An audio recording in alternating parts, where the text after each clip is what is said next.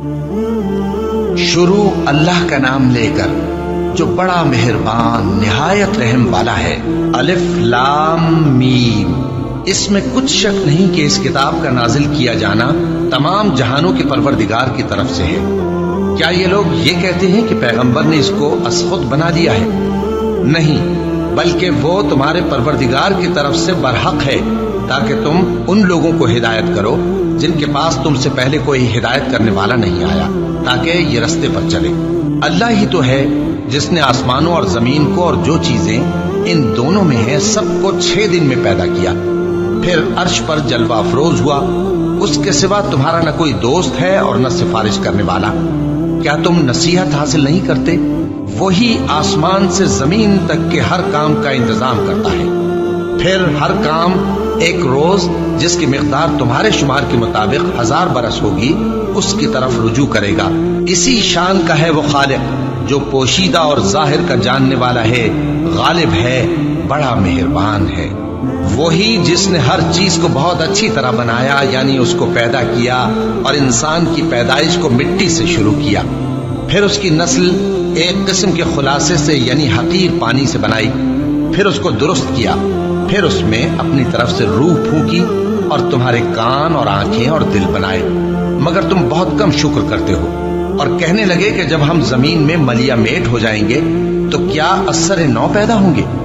حقیقت یہ ہے کہ یہ لوگ اپنے پروردگار کے سامنے جانے ہی کے قائل نہیں۔ کہہ دو کہ موت کا فرشتہ جو تم پر مقرر کیا گیا ہے تمہاری روحیں قبض کر لیتا ہے، پھر تم اپنے پروردگار کی طرف لوٹائے جاؤ گے، اور تم تعجب کرو جب دیکھو کہ گناہگار اپنے پروردگار کے سامنے سر جھکائے ہوں گے اور کہیں گے کہ اے ہمارے پروردگار، ہم نے دیکھ لیا اور سن لیا، تو ہم کو دنیا میں واپس بھیج دے کہ نیک عمل کرے، بے شک ہم یقین کرنے والے ہیں۔ اور اگر ہم چاہتے تو ہر شخص کو ہدایت دے دیتے، لیکن میری طرف سے یہ بات قرار پا چکی ہے کہ میں دوزخ کو جنوں اور انسانوں سب سے بھر دوں گا، سو اب آگ کے مزے چکھو، اس لیے کہ تم نے اس دن کے آنے کو بھلا رکھا تھا۔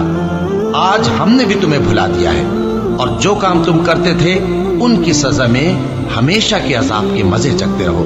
ہماری آیتوں پر تو وہی لوگ ایمان لاتے ہیں کہ جب ان کو ان کے ذریعے نصیحت کی جاتی ہے تو سجدے میں گر پڑتے اور اپنے پروردگار کی تعریف کے ساتھ تسبیح کرتے ہیں اور غرور نہیں کرتے۔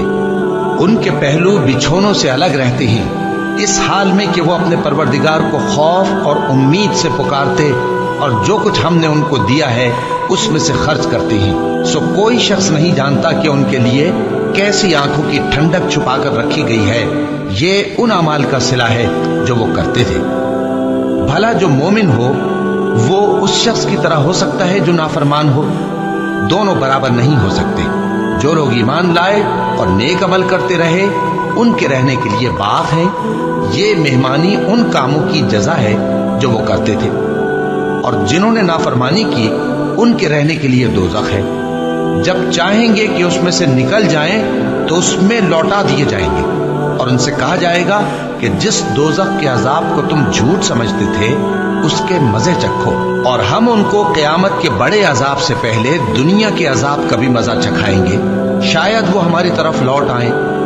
اور اس شخص سے بڑھ کر ظالم کون جس کو اس کے پروردگار کی آیتوں سے نصیحت کی جائے تو وہ ان سے منہ پھیر لے۔ ہم گناہگاروں سے ضرور بدلہ لینے والے ہیں، اور ہم نے موسیٰ کو کتاب دی تو تم ان سے ملاقات ہونے سے متعلق شک میں نہ ہونا، اور ہم نے اس کتاب کو بنی اسرائیل کے لیے ذریعہ ہدایت بنایا تھا، اور ان میں سے ہم نے پیشوا بنائے تھے جو ہمارے حکم سے ہدایت کیا کرتے تھے، جبکہ وہ صبر بھی کرتے تھے اور وہ ہماری آیتوں پر یقین رکھتے تھے۔ بلا شبہ تمہارا پروردگار ہی ان میں جن باتوں میں وہ اختلاف کرتے تھے قیامت کے روز فیصلہ کر دے گا۔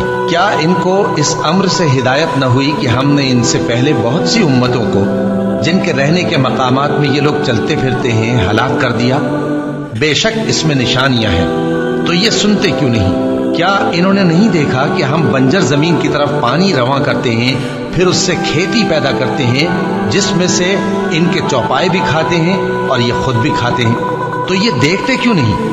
اور کہتے ہیں اگر تم سچے ہو تو یہ فیصلہ کب ہوگا؟ کہہ دو کہ فیصلے کے دن کافروں کو ان کا ایمان لانا کچھ بھی فائدہ نہ دے گا اور نہ ان کو مہلت دی جائے گی۔ تو ان سے منہ پھیر لو اور انتظار کرو، یہ بھی انتظار کر رہی ہیں۔